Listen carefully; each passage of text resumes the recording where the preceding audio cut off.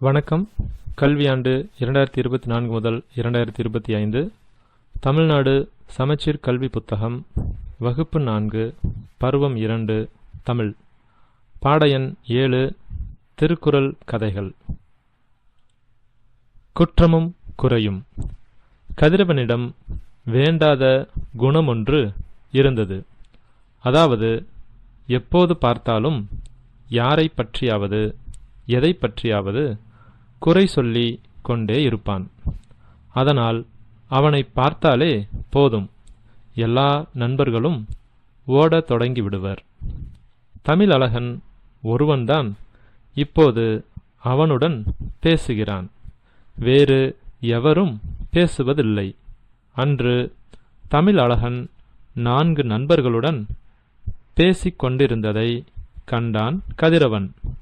ஆர்வத்துடன் அவர்கள் அருகில் வந்தான். கதிரவனை பார்த்ததும் எல்லாரும் ஒதுங்கிச் செல்ல, தமிழழகன் மட்டுமே தனியாக நின்றான். கதிரவனின் முகம் வாடியது. "என்ன கதிர், ஏன் என்னவோ போல் இருக்கிறாய்?" என்று கேட்டான் தமிழழகன்.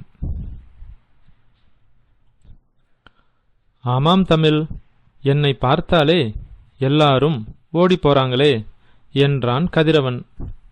"எல்லாம் யாரால? உன்னாலதானே" என்றான் தமிழழகன்.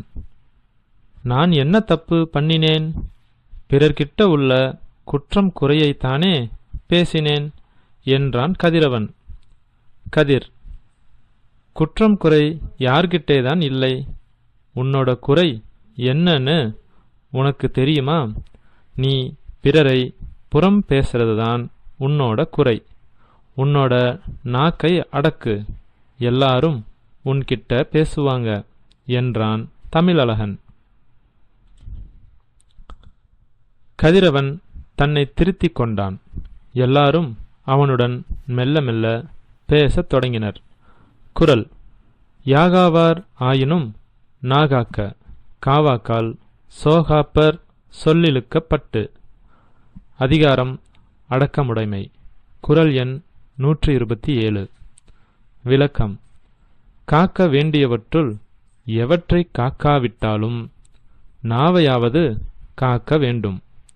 காக்க தவறினால் சொற்குற்றத்தில் அகப்பட்டு துன்புறுவர். நன்றி.